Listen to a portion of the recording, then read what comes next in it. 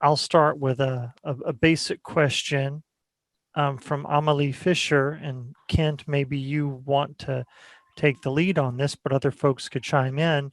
Amelie asks, are we looking for proxies of feed efficiency instead of proxies of dry matter intake? Well, I mean, no, she's correct. Amelie only asks hard questions, so I was expecting this. Yeah, we're looking for proxies for intake because that's the one that's expensive to measure.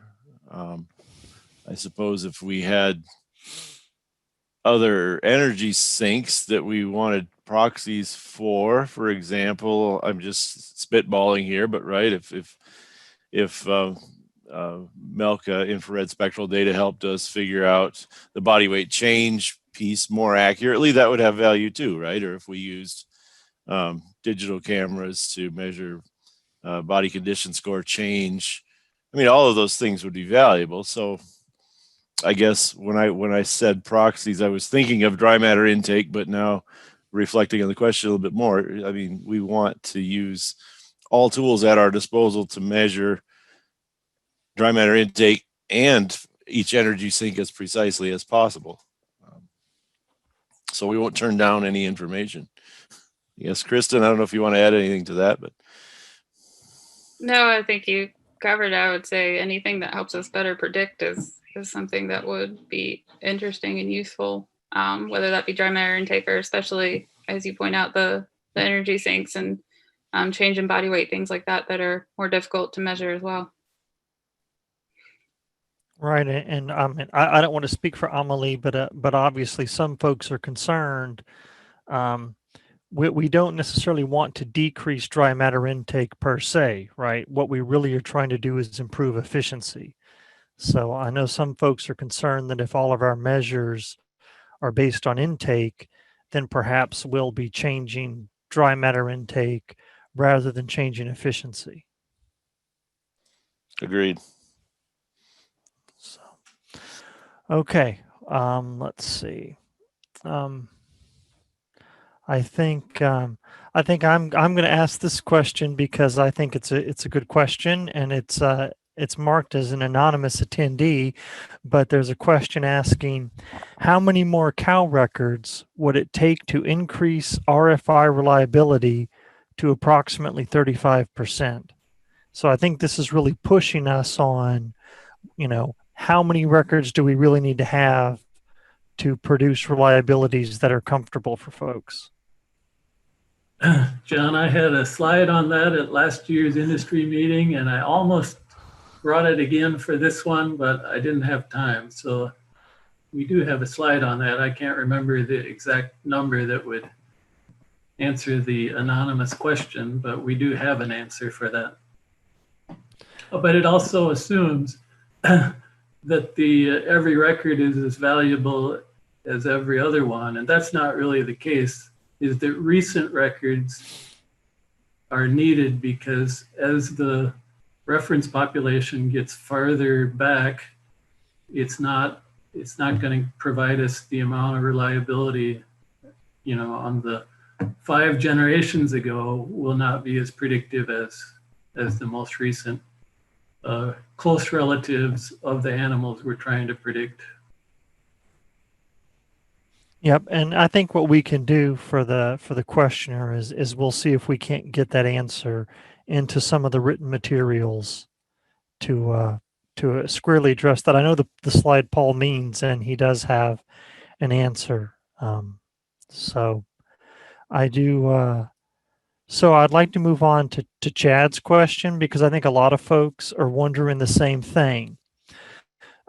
Will feed saved be calculated for other breeds without RFI for net merit, or will there be a different net merit formula for Chad? Perhaps you can clarify. Do you mean a different net merit formula for each breed, or a net merit formula for breeds with RFI separate from breeds that do not have RFI observations?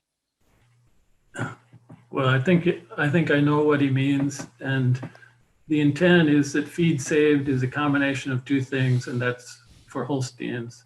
Really, the other breeds I think it may be easier for them just to continue to think about body weight composite as a trait they're selecting for. And we do plan this time to have what are the relative weights for each of the breeds published in a nice table to look at, because there's other traits like the calving traits, the health traits that are now, they're available for some breeds and not other breeds. So with the index relative weights for each breed, I think it'll make it easier to be able to see the answer to the question he asked. Thank you, Paul. Okay, maybe this is a good question because I think we can answer this question. Do you have plans? Long Phi Han asks, do you have plans to do some controlled feeding trials featuring high and low feed saved cows so we can understand how they will actually differ biologically in the herd as opposed to just their genetic predictions?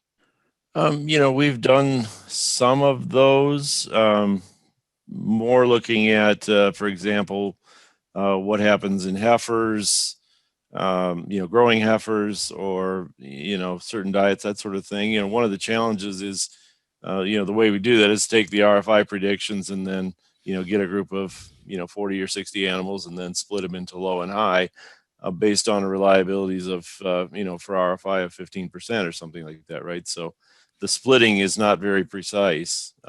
We sometimes see differences, but they're not huge. If you talk about, something like a longer term breeding trial or something like that, like the universities used to do, it's hard to imagine that we would launch one of those, 30-year, feed efficiency selection line projects, because the cost of those is prohibitive. But I think there's more that we can do in terms of taking animals that are low and high genomic RFI before they're measured and then feeding them different things. We certainly are starting to do some of those, but one of the challenges is in a small experiment, how accurately are you measuring and how big is that difference? Yeah, and Kent, perhaps I can add on to that Aaron Connor had started that kind of selection experiment at USDA, and we've continued the experiment, but I have to be honest that we're not really sure what the long-term outlook is for that experiment, because it is very resource intensive to do that kind of research, even though I think it's valuable. It's just a matter of convincing folks. Okay, so I thought perhaps I'm going to ask this question from an anonymous attendee just so that we can, Paul, perhaps you can clarify this so that everyone's on the same page. Feed saved is on a per lactation basis. When placing a dollar value on this and working it into net merit, will you take into consideration the expected number of lactations by looking at productive life? Yeah, to get it from, net merit is on a lifetime basis. Feed saved is on a per lactation basis. So we've been multiplying by 2.8 lactations, the average, to convert it into a lifetime basis. I think the average lactations at the last base change, which happened during the last year, is going to be only 2.6 instead of 2.8 lactations. So lifetime value of all these traits may be a little less than we've seen in the past. So does that answer the question, John? Yeah, I think so. I wanted you to answer it, Paul, so that folks understand clearly that in lifetime net merit, feed saved is considered on the lifetime basis. Yeah. So I just don't want there to be any misunderstanding about that.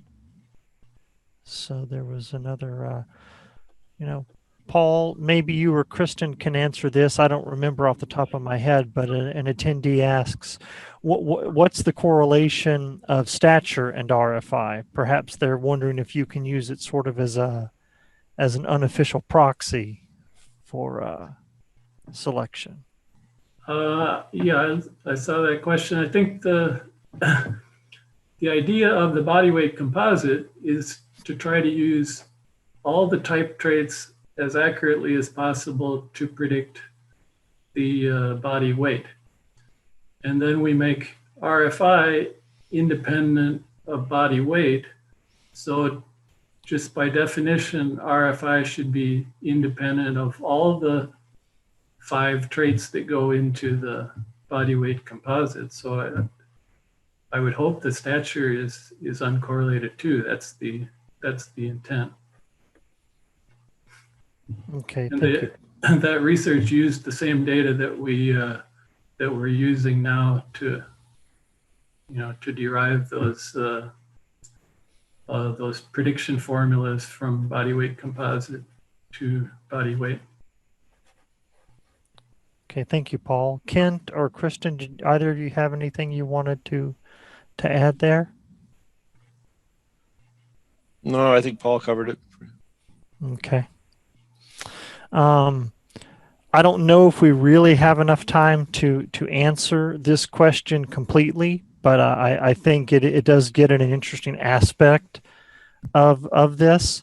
So I would like us to take the last couple of minutes to think about Les Hansen's question, where he notes that dairy producers seek cows with less frame size, but they do not want skinnier cows, which may have reduced fertility and health. So he asks, should frame size be emphasized instead of body weight for feed saved? And I think that perhaps this relates to looking at things like body condition score change and considering both the body weight and the weight. Yeah, I think that would be a good thing to consider if we didn't have fertility and health directly measured. But if a cow can have good fertility, good health, and still be feed efficient, that's, there's not a loss on the selection has to consider the direct value of what you're measuring plus any other traits that are not already accounted for in the net merit index. And the fertility and the health are now directly considered. So I would hope that we're getting the benefits from less feed eaten are almost pure profit. That's what the intent is. Kent or Kristen, did you want to add any thoughts to that? Well, I would agree with Les that the body shape also matters, not just weight. But I guess to Paul's question or comment is, why does it matter? If the only reason it matters is indirectly for health and fertility, maybe we have another way to measure that. If it matters for other reasons too, or if we aren't fully accounting for health and fertility and something like that, then I mean cows can weigh a certain amount and look very differently, right? Mm-hmm. And I think that is something that we want to understand a little better than we do now. I think it's very simplistic to just say weight, but that's what we have. I feel a little better about it because we have the fertility and health that Paul mentioned, but I'm not sure it's quite complete. Well, I think it's always good to recognize that, we have better answers now than we did in the past, but it doesn't mean that our answers are perfect. And so we can always work to develop more sophisticated measurements, unless some of that might get easier if some of these new sensor systems and things folks are talking about turn out to be something that's actually affordable to put on farms to collect some of this information. So I think maybe we're not quite where you're asking us to be yet, but maybe we'll be there in a few years.